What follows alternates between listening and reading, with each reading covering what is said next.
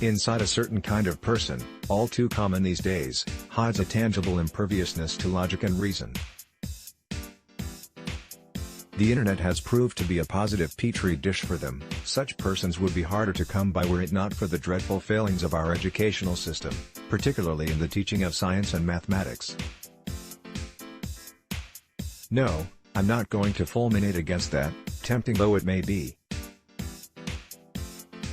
Instead, I'm going to try to provide sufficient reason for some of you to change, despite whatever insufficient academic antecedents you may or may not bring to the table. Specifically, I'm referring to my fellow males of the species.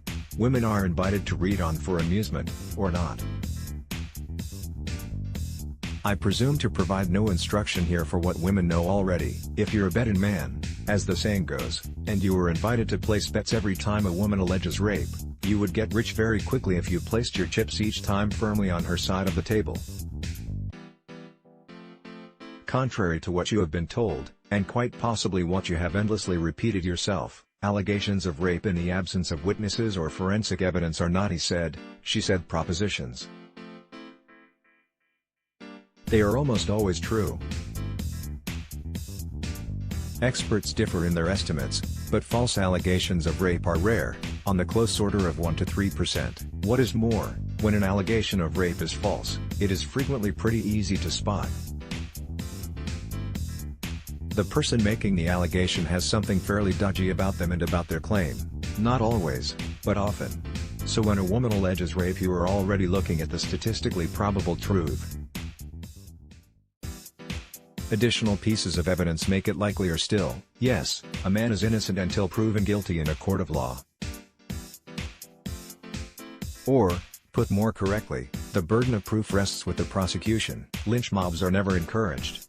But then, lynching the man is seldom the problem anyway. The usual problem is it's the woman everyone wants to lynch. How is that, you wonder? Take a look at the questions inevitably asked of the women. What was she wearing? Had she been drinking? Was she being provocative? What was she doing alone in the first place? And, everybody's favorite, why didn't she report the rape sooner? The alert reader will notice that the last question, why didn't she report the rape sooner, is best answered by examining the first few questions. The knee-jerk tendency to blame the woman for what the man did is common among the ignorant and explains a woman's reluctance to report it at all. And the final question is, despite all else, typically asked without a hint of irony. It'd actually be hilarious were it not so tragic. E. Carroll alleges Donald Trump raped her in late 1995 or early 1996.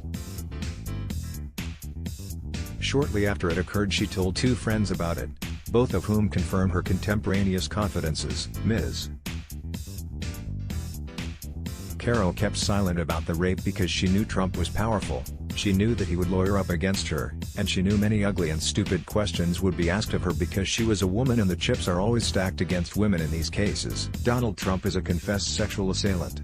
He has had rape alleged against him before, and in addition to Ms.